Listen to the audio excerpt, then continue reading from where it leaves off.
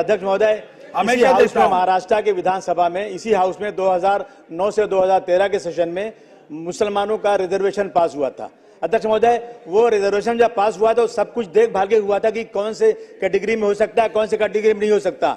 अध्यक्ष महोदय, कुछ लोग कोर्ट में गए, कोर्ट ने कहा कि मुसलमानों को 5% रिजर्वेशन इमीडिएट दे दिया जाए। अध्यक्ष महोदय, वो दिन है और आज का दिन है, आज तक रिजर्वेशन मिला नहीं। इस हाउस में मराठा रिजर्वेशन की बात होती है, ओबीसी रिजर्वेशन की बात होती है, लेकिन जो लोग हमारा वोट भी लेना चाहते हैं वो भी हमारे रिजर्वेशन में बात नहीं करते। अध्यक्ष महोदय, आज चंद्रबाबू नायडू से अध्यक्ष महोदय, आज चंद्रबाबू नायडू से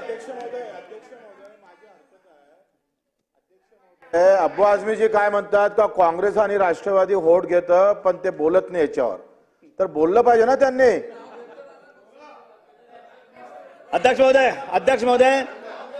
महोदय, आज चंद्रबाबू नायडू नीतीश कुमार से अलायंस है, वो बीजेपी के साथ में, वहां पे अध्यक्ष महोदय वो रिजर्वेशन दे रहे हैं। अध्यक्ष महोदय, नीतीश कुमार रिजर्वेशन दे रहे हैं सर, बिहार में रिजर्वेशन है, कर्नाटक में रिजर्वेशन है, कौन सा लॉ ऐसा है कि जो महाराष्ट्र में रिजर्वेशन नहीं दे सकता। अध्यक्ष महोदय, ये बहुत बड़ी नाइंसाफी है। मैं अब ये आखिरी दिन है अध्यक्ष महोदय, कल के बाद से खत्म हो जाएगा और नया इलेक्शन होगा। आने वाले लोगों से मैं कहना चाहता हूं, अगर आश्वासन नहीं दोगे तो फिर याद रखना ये समाज बहुत क्रोध में है। अध्यक्ष महोदय, हम ही को कातिल कहे कि दुनिया हमारा ही कत्लेआम होगा, हम ही को कातिल कहे कि दुनिया हमारा ही कत्लेआम होगा, हम ही कुएं खोदते फिरेंगे और ये पानी हम ही पे हराम होगा। अध्यक्ष महोदय, अगर यही ज़हनियत रही तो मुझे इस बात का डर है कि इस सदी में ना कोई अब्दुल हमीद होगा ना कोई अब्दुल कलाम होगा। मेरा निवेदन अध्यक्ष महोदय कि हम इस मुल्क में रहते हैं, हम इस मुल्क के डेवलपमेंट में काम करते हैं, अगर महाराष्ट्र में मुसलमानों के साथ नाइंसाफी होगी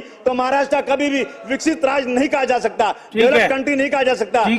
महोदय, इस बात का मैं आपसे निवेदन करता हूं कि ऑर्डर कीजिए, मुसलमानों को इंसाफ मिलना चाहिए। धन्यवाद अध्यक्ष महोदय। अध्यक्ष महाराज, सन्माननीय सदस्यांनी अतिशय एक संवेदनशील आणि महत्वाचा मुद्दा मांडला।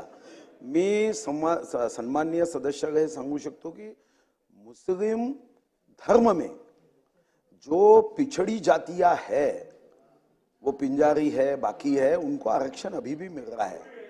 अपने संविधान में पिछड़े और एक मिनट ओ साहब, एक मिनट, संवेदनशील मुद्दा है ना। अपने संविधान में धर्म के आधार पे आरक्षण नहीं है। सुनो सुनो सुनो तो पूरा सुनो ना भैया। इसके पहले जिन राज्यों ने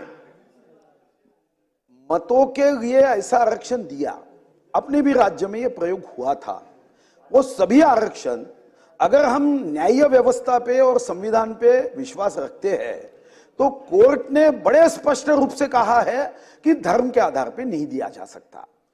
उसके बाद चाहे वो हिंदू हो, मुस्लिम हो, सिख हो, ईसाई हो, पारसी हो, भारत माता का सपूत है, हम सब भाई भाई है। इसी आधार पे इकोनॉमिकली वीकर सेक्शन को 10% जो आरक्षण दिया गया नरेंद्र मोदी जी की सरकार ने, इसका कारण वो था कि चाहे देखो आरक्षण का आपको आवश्यकता नहीं है, मगर मुस्लिम धर्म का कोई पिछड़ा व्यक्ति होगा तो वो कोई धर्म, संविधान में धर्म को आरक्षण नहीं है तो क्या पिछड़ा रहे क्या, उसको जीने का अधिकार नहीं है क्या? तो मोदी जी ने कहा हाँ, उसको भी उसकी गरीबी ये उसको बेसहारा बनाने के लिए कोई कारण नहीं बननी चाहिए और इसलिए इकोनॉमिकली वीकर सेक्शन को भी दिया। इकोनॉमिकली वीकर सेक्शन में अभी ये 1500 रुपए की योजना है, ये कोई जात पे है क्या?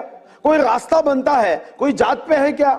जो हमने हज अनुदान को एजुकेशन में देने का निर्णय किया, मैं आपको भाई साहब बताता हूं, ये वोटों की राजनीति के चक्कर में धर्म में मत करो। हम सब एक है, भारत माता के सपूत है।